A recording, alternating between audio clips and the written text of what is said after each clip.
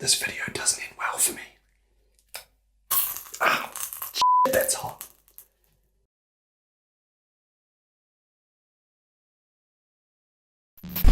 If a well-constructed narrative is like a powerful iceberg, then spoilers are like the Titanic, carelessly crashing into the iceberg and ruining it for all the penguins on board. Everybody hates spoilers. Knowing that your favourite character is going to die or that there's a big twist coming up is sort of like being granted forbidden knowledge by a green witch living in a forest.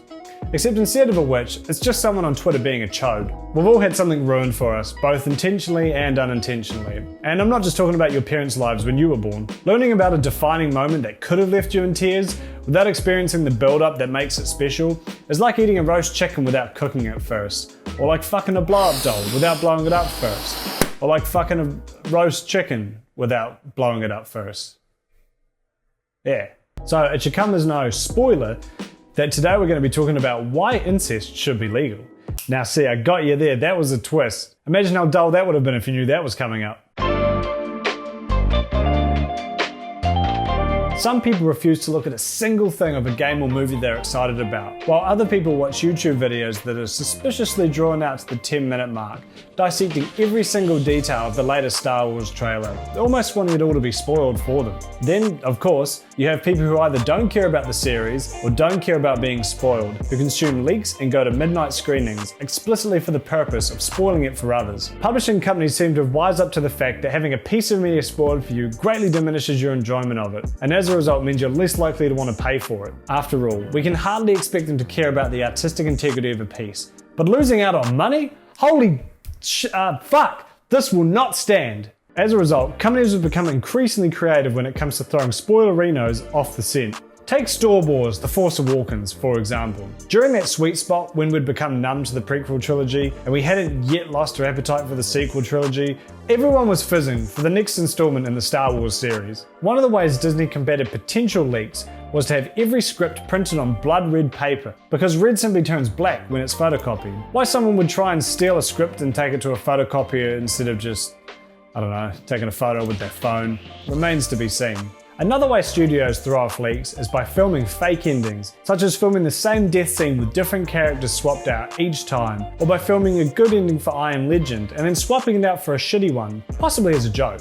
In theory, this means that someone stalking the set like a fucking creep wouldn't know which ending is the real ending, only that a main character dies, and even then, maybe that's not even in the film. Of course, the studios could always just say that they filmed fake endings, and then if the real one gets leaked online, they could just claim it's one of the fake ones, or smugly shitting themselves as they scramble to reshoot it. One of the things you can't lie about though are the movements and locations of the actors, especially when you're dealing with a blockbuster film or TV show. Paparazzi will be tracking their every move, like me tracking my Domino's pizza order. Wow, that's funny! Pizza's so funny, isn't it? For something like Game of Thrones, where the real-world locations of the sets have been established from previous seasons, knowing that an actor is at a certain location could potentially spoil a major plot point. In order to circumvent this, for the final episode of Game of Thrones, HBO flew several major characters such as the Night King and Jon Snow to the King's Landing set in Spain, so that eagle-eyed fans wouldn't be able to tell who won the war. Kit Harington was even present at the scene where the Lords decide Jon Snow's fate, even though he wasn't actually acting in the scene, so instead he went around and did the actor's makeup. That's not actually a joke. Well, this is a joke. The most creative and time-consuming method came from the TV show Dexter, that found if your show turned to a piece of shit 6 seasons in, nobody would watch it and therefore nobody could spoil it for anyone. Meanwhile, other studios try and throw off both their fans and the general public by putting out misleading trailers. I'm sure we've all experienced that before, where you walk out of a cinema and you realise that iconic line from the trailer wasn't actually in the movie. Even more egregious is Marvel's practice of editing characters in and out of scenes that aren't in the final movie. These aren't shots that were maybe changed after the trailer dropped for various reasons. These are shots that were specifically engineered just for the trailer. The personification of American foreign relations, the Hulk, seems to be the prime culprit for these, showing him as, well, the Hulk, in the Infinity War trailer, despite him spending the entire movie as Bitch Boy Banner.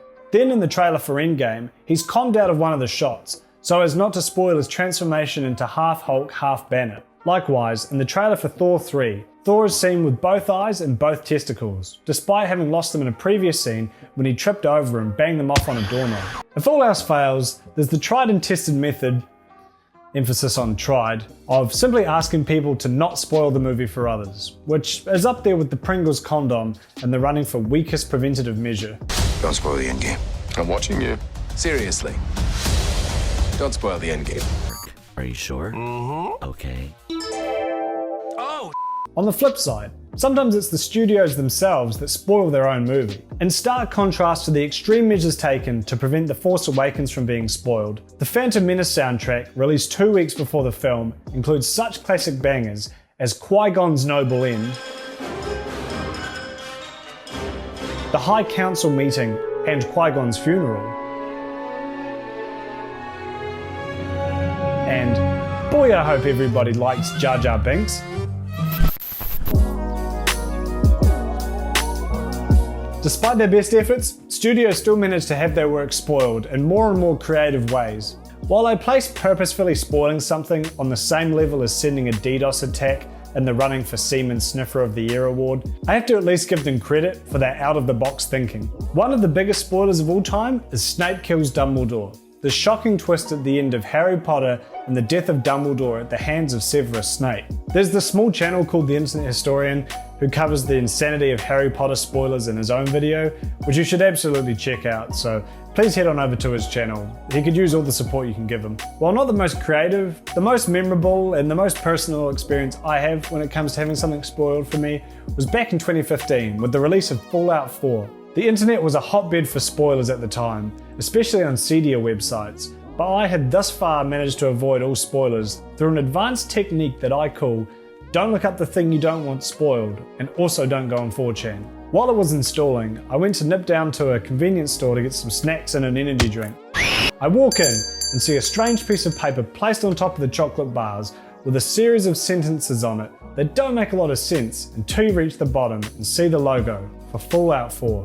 Suddenly they all made sense. They are all major spoilers from the game. Somehow I don't think it was the elderly Indian man running the store who did it. So someone must have printed a bunch of these off and then placed them at stores around town. Now that's some next level ass country. Pretty funny though. If you have any wacky spoiler stories of your own, chuck them in the comments below. Oh, but, you know, try and keep them spoiler free. Now let's say you're a YouTuber covering a brand new video game that just came out. Your car won't start, your dick don't work, and that university degree really isn't working out for you. And, where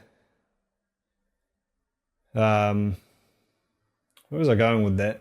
Let's say you're creating a video on an iconic death scene from the game. Do you either A, title and thumbnail the video in such a way that if you know, you know, or B, plaster the character's dead body in the thumbnail and then put the character's name and death in the title, preferably in full caps.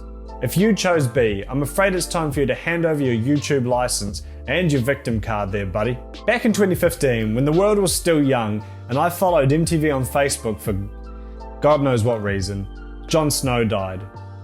From Game of Thrones, but I'm sure someone named Jon Snow actually died in real life too.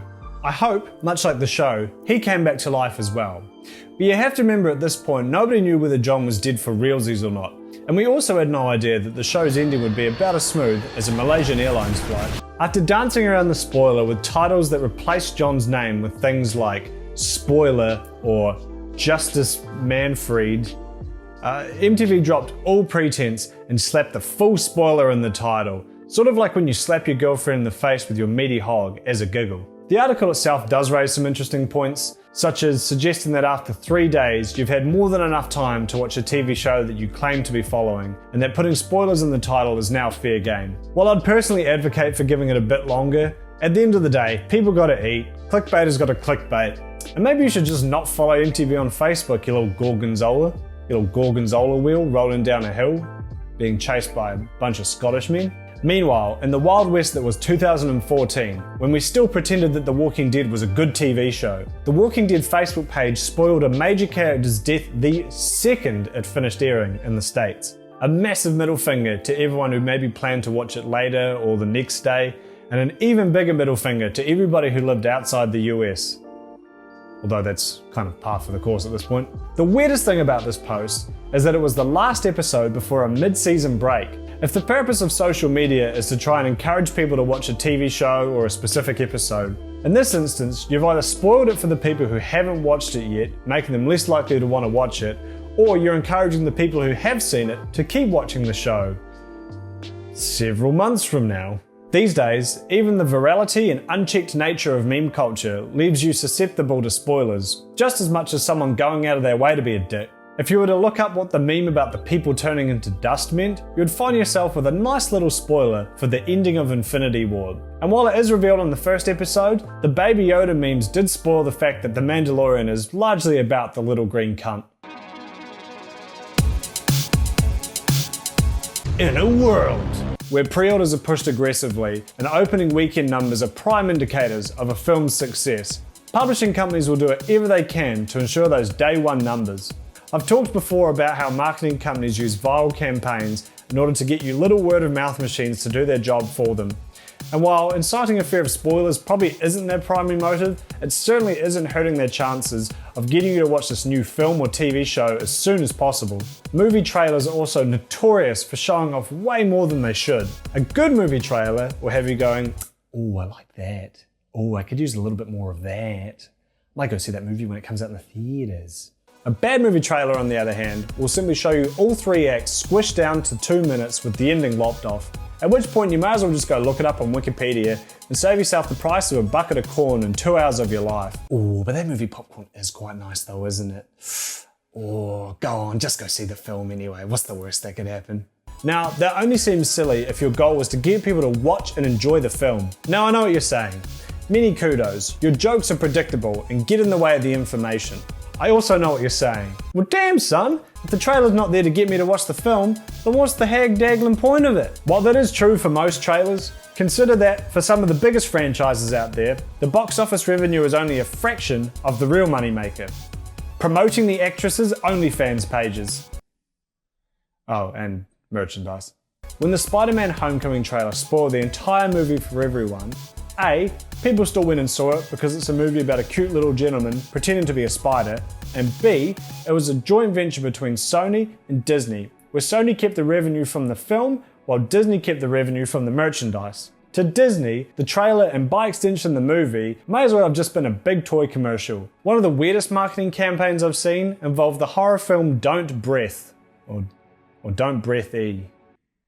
Not really too sure how that one's pronounced. The posters they decided to go with in my town included giant, bold block lettering that says, "The best twist in years." I'd like to remind you that by telling someone there's a twist, you completely undo the twist. You can't exactly sweep the rug out from under someone if you tell them to first hop off the rug because you're about to sweep it out from underneath them. When you think about it, there's really only a limited number of twists even out there, and they usually involve either a character death or some kind of betrayal, or the last half of the film turning into an episode of Kitchen Nightmares. So when you hear that there's a twist, if you go and watch the film anyway, you can usually narrow it down to one of those, meaning you've effectively guessed the entire plot of the film in the first 10 minutes.